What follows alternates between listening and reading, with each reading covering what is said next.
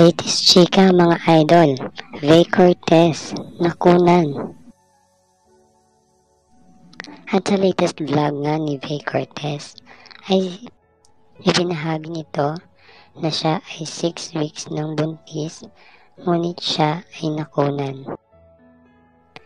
Nasa latest vlog ni Vay Cortez ang kanyang confession about sa kanyang pagbubuntis at kung paano ito nalaglag or kung paano ito nakunan. Alam naman natin kung gaano kasakit mawalan ng isang anak, mga idol. Lalo't na't matagal na din nila itong inaantay ni Idol Kong TV.